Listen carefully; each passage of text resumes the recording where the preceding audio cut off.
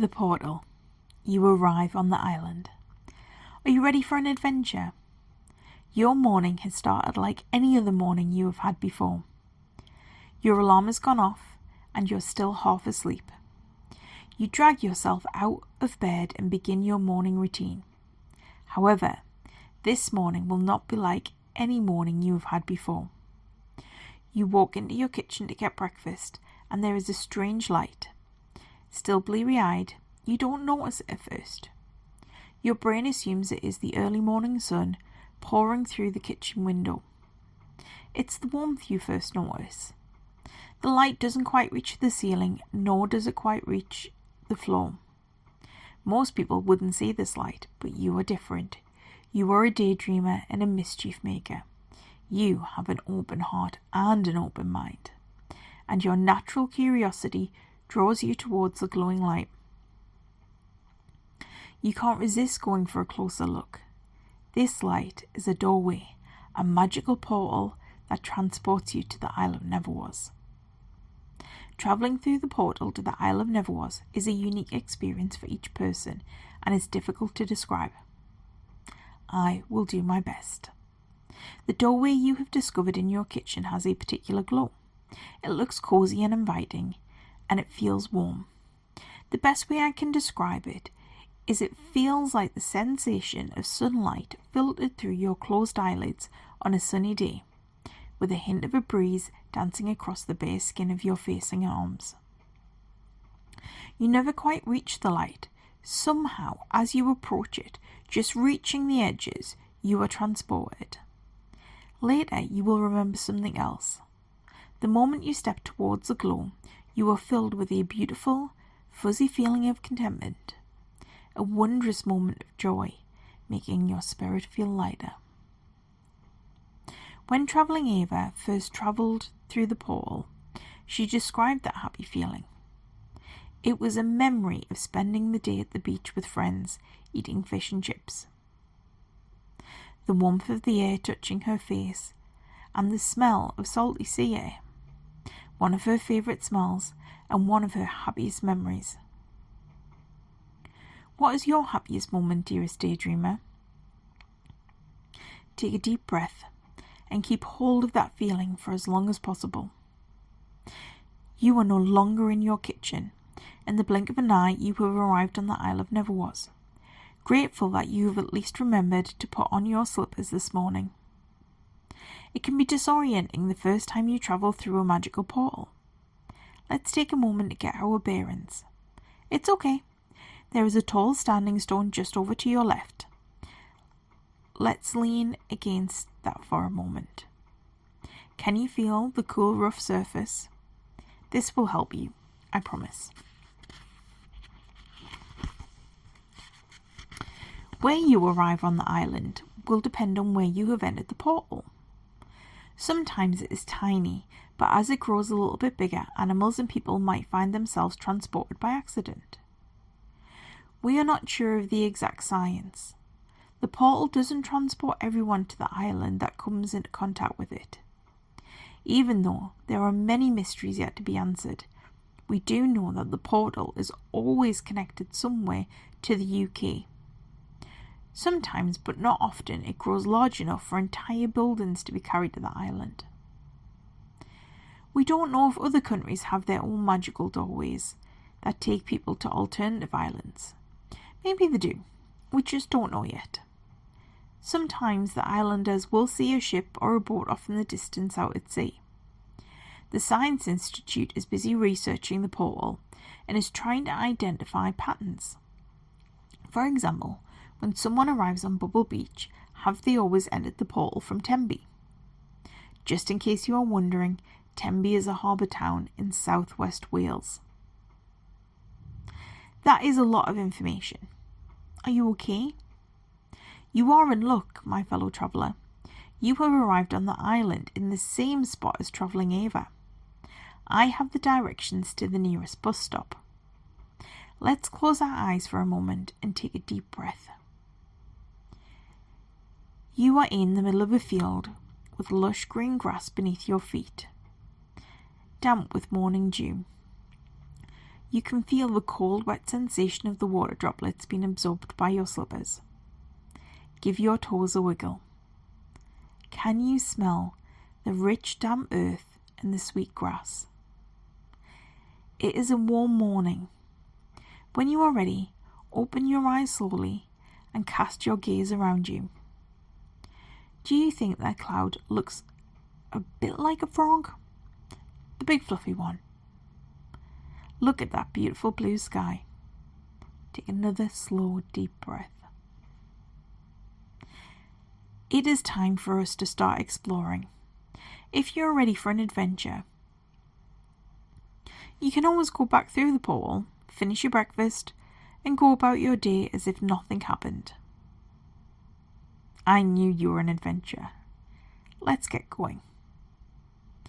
When travelling Ava first arrived in this field, she wasn't sure which direction to walk. There were no signposts to indicate our location. Ava pulled a piece of paper and a pencil from her explorer bag and started to make a little map.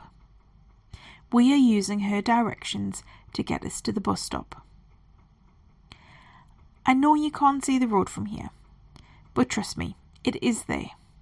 To ensure you are going in the right direction, the mountain should be behind you, and the line of ancient oak trees should be to your right as you start walking. Don't worry that you are wearing your pajamas and slippers. The islanders have seen stranger sights. The Isle of Neverwas is a magical place. You will find magical folks like fairies, trolls and gnomes living on the island. I know there is nothing necessarily special about that. They exist in our world too. However, you don't normally find them in the queue at the post office or driving a bus. This is a common sight on the Isle of Neverwas. Don't be surprised if you find yourself in conversation with a rabbit or a hedgehog. That is another thing that makes the island extraordinary. It is not just people and animals that find their way to the island, but objects too. This is something else that the Science Institute is studying. Lost and found exchanges keep detailed records of objects found on the island. The island has a lost and found exchange in every town and village. Fairies work hard to return the items they have found to their original owners.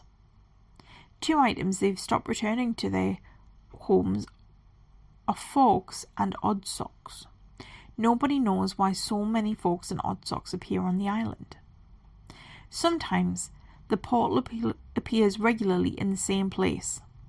Astrid the fairy has returned the same keys to a house in Cartmel 17 times.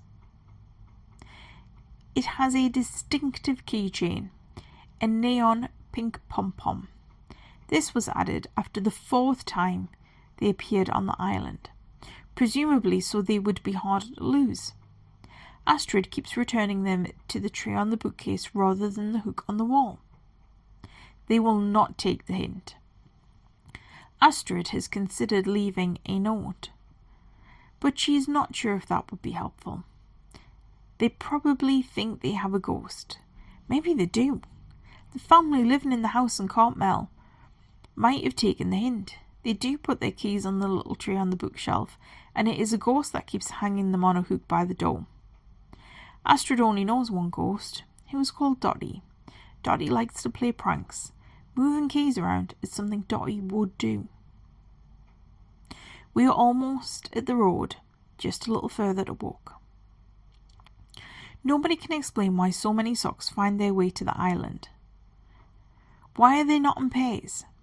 It is a mystery worth investigating. The islanders have had to get creative over the years. The socks are a feature of the island's craftwork. The Sewing Guild created a spectacular collection of costumes for the Harvest Festival last year. The costumes are even featured in an exhibition. This year, the Sewing Guild has decided to move on from costumes, partly because they might not be able to improve on last year's spectacular, but also to keep life interesting. Their new project is using the found socks to create intricate tapestries of the towns and villages on the island. Forks are a different story. Originally they were used as forks. They would find the odd knife or spoon. All the found forks get collected, and when they have enough, they're made into other things. The metal smelted down. Now and again it will be turned into jewellery or a wind chime. Don't be surprised as we explore the island if you see a few odd socks, forks or other random objects. We are almost there. I do like this walk. It is peaceful here in the countryside. Can you see the road?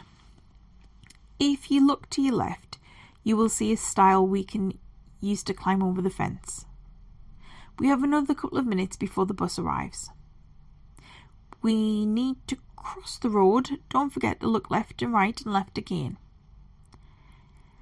There isn't a lot of traffic on the roads, but you still need to be careful. The bus stop sign looks like something out of the 1950s. It probably is. The bus is a real treat. It is a 1959 Bristol low-decker, a cream and green double-decker. Can you hear that distant rumble?